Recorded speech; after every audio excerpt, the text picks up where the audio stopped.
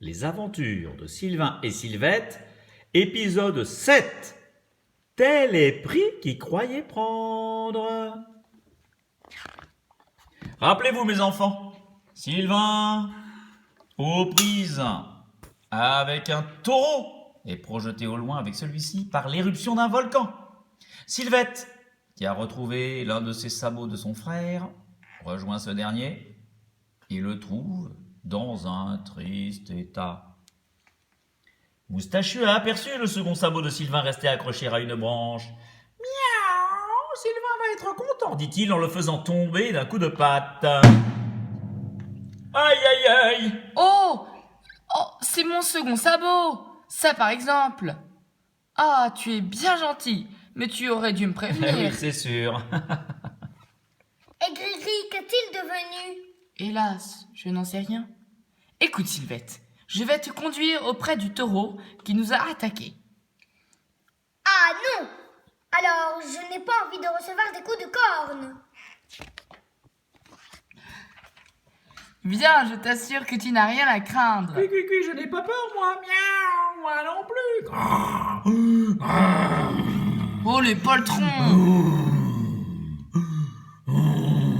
Ne sois pas ridicule, le taureau rugit parce qu'il est prisonnier. Suis-moi, tu vas rire. Qu'en dis-tu? Bravo, Cui. J'ai bien ri, Sylvain, mais ne restons pas là. J'ai peur que le taureau ne parvienne à se dégager. Sylvain et Sylvette continuent et traversent un précipice en profitant d'un tronc d'arbre tombé dessus. Sylvain, je me suis tordu le pied. Oh, ma mentionnière va servir Mentonnière. à te bander la cheville. Je crains que ce soit une entorse. Je ne pourrai pas marcher. Mon pauvre Sylvain, tu as bien du mal à me porter. Oh, si seulement il faisait moins Eh chaud. oui, c'est que le soleil tape. Oh, une cabane abandonnée. Entrons pour que je m'y repose un peu, à l'abri du soleil. Pauvre Sylvain, il l'a bien mérité. Oh, un petit chariot. Quelle chance, car du coup, quelques instants après, Sylvain remorque Sylvette dans le chariot.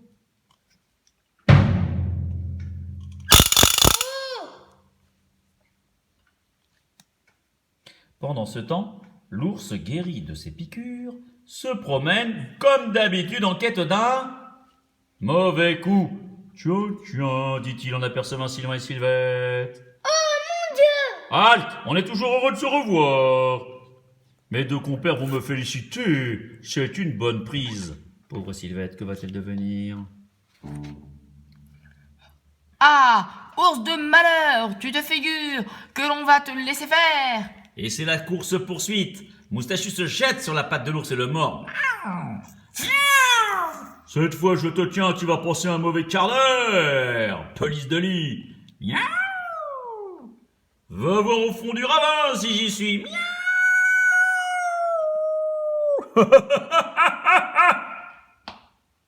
Laisse Sylvette tranquille. Sinon, gare à toi. Si seulement je pouvais poser mon pied sur le sol, j'irais attaquer l'ours par derrière. Ah, toi, je te vois venir. Tu cherches à me crever les yeux, hein? Profitons-en, pas un instant à perdre. Pourvu qu'il n'arrive rien à un cuicui. Ne te tourmente pas, c'est un petit rusé. Je crois que Sylvain a raison. Voici un bateau à improviser. Toujours de bonnes idées, ce Sylvain. Vite, vite! Ah, Cui, voyant ses petits maîtres à l'abri des griffes de l'ours, abandonne celui-ci. Ouf, le voilà parti. Oh, cet oiseau m'a attaqué pour permettre au garnement de s'enfuir. Ben oui, monsieur Balourd, il faudrait s'en apercevoir avant. C'est curieux, je ne les vois pas. Pendant ce temps... Je pense à notre pauvre Moustachu. Est-il encore en vie? Espérons-le. L'ours, furieux, s'apprête à regagner sa caverne. Il aperçoit un vautour. Hé, là-bas! J'ai un renseignement à te demander. Tu n'as pas vu deux enfants qui se sauvaient? Si, j'en ai vu deux, qui naviguaient sur le lac des nénuphars. Bon, coûte que coûte, je les rejoindrai. Ah, je les aperçois là-bas.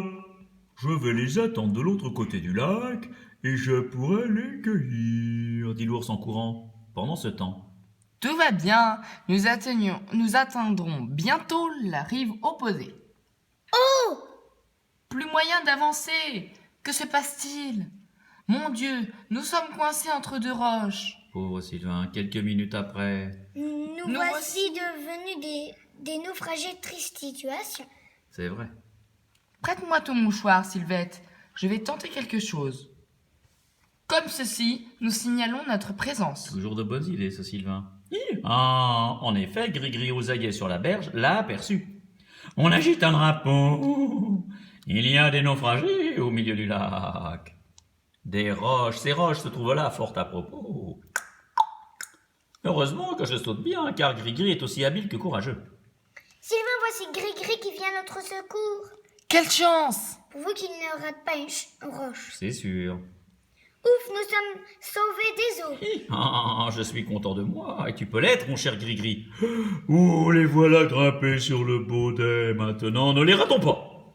Et l'ours se jette à leur poursuite, mais... trop tard.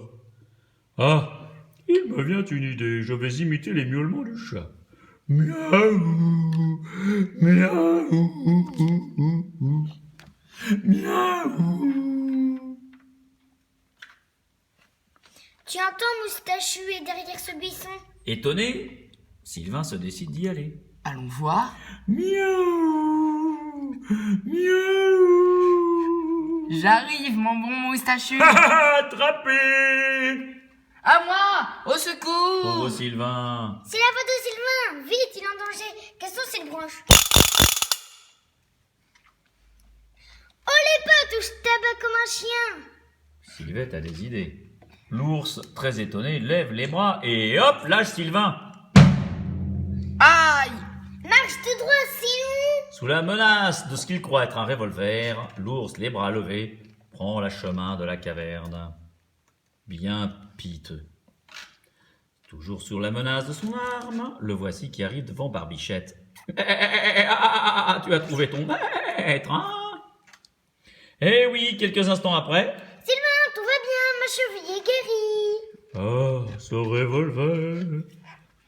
Ne le perds pas de vue. Je reviens tout de suite. Plantons d'abord solidement ce poteau en terre. Qu'est-ce qu'il peut bien manigancer? Serre bien surtout. N'aie pas peur. Ah, il est bien ligoté au poteau, notre ami. Nous déciderons de son sort demain matin. Si mes compères me voyaient. Tout serait pour le mieux, si seulement Moustachu et Cucuy étaient au milieu de nous. Écoute, Sylvette, nous aviserons. Pour l'instant, allons nous reposer. Sylvain et Sylvette regagnent leur lit et dorment d'un sommeil bien mérité. Jamais je ne pourrais desserrer cette corde. Ce garnement a de la poigne. Ah, mais peut-être pourrais-je déraciner ce poteau. Allons-y. Je suis fort comme un turc, moi. Ouf, ouf. Ça y est, enfin. J'ai attrapé chaud. Ils dorment. Profitons-en. L'ours se dirige vers la porte. Diable, il y a une porte. Et quelle porte! Mais l'ours, pour une fois, va avoir une bonne idée. Il s'élance et heureusement que j'ai ce qu'il faut pour l'enfoncer! Oh! D'où vient ce bruit? Ne bouge pas, Sylvette, je vais voir. Oh! Eh oui, Sylvain aperçoit la porte complètement défoncée! Pendant ce temps, l'ours, lui, a pris la fuite. Le bruit a sûrement réveillé les garnements. Cachons-nous un moment. Ah, je ne vois rien de ce qui s'est passé. Ah oui, hein, c'est un mystère. L'ours caché derrière un arbre observe Sylvain qui le cherche.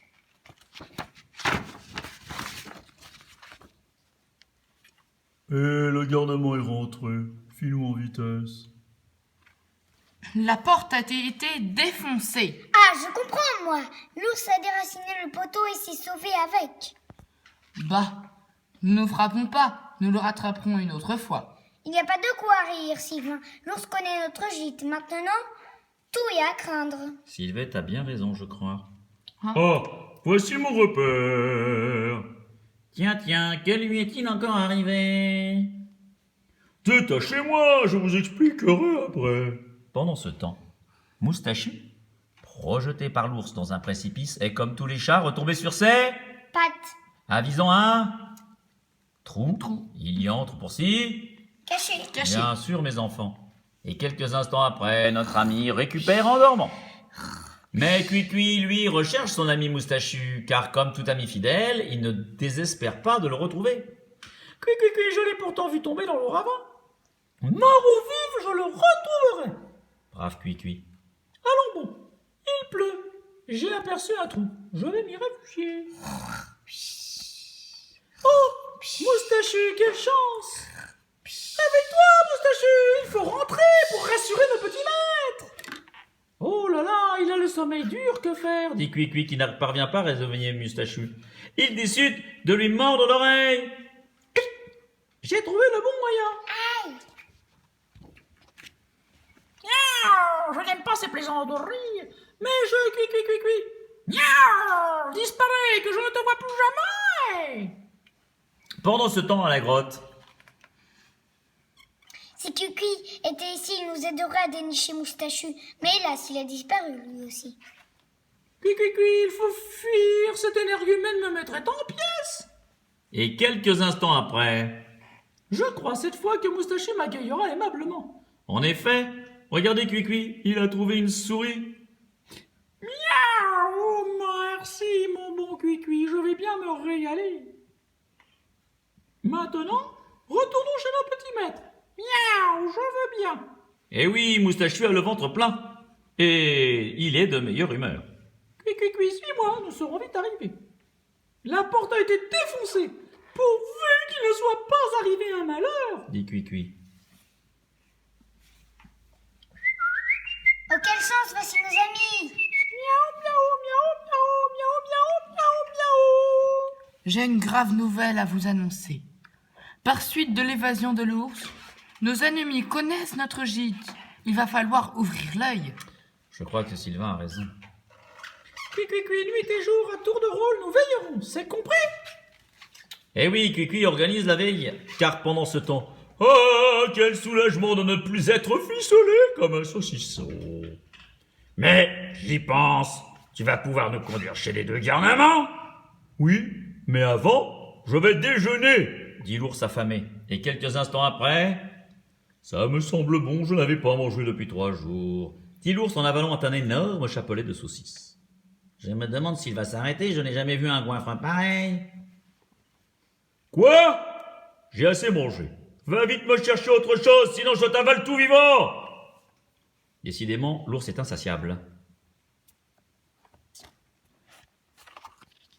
Ah, Miam. Je pense que ces pots de miel vont lui suffire. j'ai encore faim. Il exagère, je vais aller prévenir mon compère.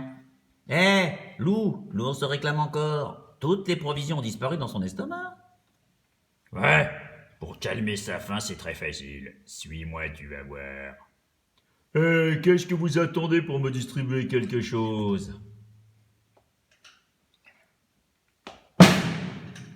Voici. Ciao. Cet ours a failli me rendre fou, je vais prendre un peu l'air. Et pendant ce temps, Ah! Tu vois, j'ai pratiqué un Judas dans la porte. Bonne idée. Cuicui. C'est prudent, nous pourrons surveiller sans être vus. Maintenant, je me mettrai volontiers à table. Hélas, je n'ai rien à te donner. Miaou, tu entends, ils n'ont rien, pas de quoi manger. Ça est triste. Nous allons leur tâcher de leur trouver fournir un bon déjeuner. Miaou, pas un volatile, pas un fruit, nous ne rapporterons rien. Continuons notre chemin et espérons. Ah, j'aperçois là-bas une boîte où il doit y avoir quelque chose de bon. Compote de pommes. Elle est vide. Et pendant ce temps, non loin de là, Un canard sauvage, quelle aubaine. plumons-le, Quand j'arriverai dans la caverne, il n'y aura plus qu'à le faire rôtir.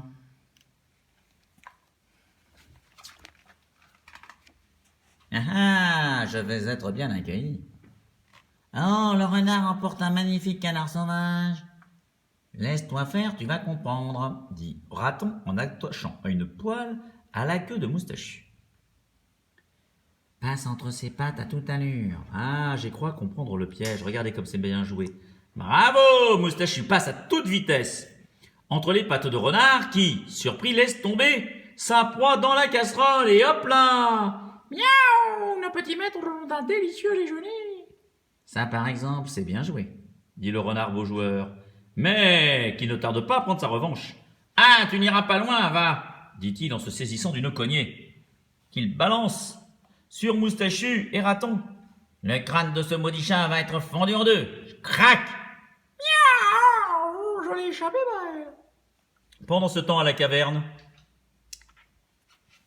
Poulette n'a pas pondu et Barbichette n'a pas une goutte de lait. Oh, quelle malchance! Ma tête tourne, je ne suis pas bien du tout. Va te reposer. Pauvre Sylvain, effectivement, il n'a l'air patraque. Le voici allongé sur son lit. Pendant ce temps, Viens avec moi, je vais chercher quelques champignons pour tromper notre faim. Tiens, on gratte à la porte. mais pourvu que ce ne soit pas lourd. Oh, c'est Moustachu et Raton. Il me rapporte un magnifique canard, tout prêt à cuire dans sa casserole. ça, c'est bien joué de la part de nos amis les animaux. Lève-toi vite, Sylvain, et viens voir. Voici ce que Moustachu et Raton viennent de nous rapporter. Eh ben ça, ce n'est pas banal. Je vais me dépêcher de le mettre au feu. Oh, vite, vite! Je vais tomber d'inanition. Nous avons décidé de nous emparer des garnements et de leurs bêtes. Tu connais le chemin? C'est à notre guide. Et la nuit venue, les trois vilaines bêtes prennent le chemin de la grotte. Dépêche-toi. Nous n'avons pas de temps à perdre. Oui, mais ton coup de bâton m'a fait perdre la mémoire.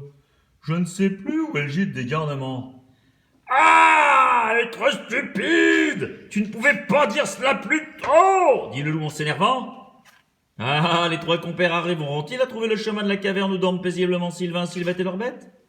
Ça, mes enfants, vous le saurez en écoutant les prochaines aventures de Sylvain et Sylvette, épisode 8, vers le pays des soleils.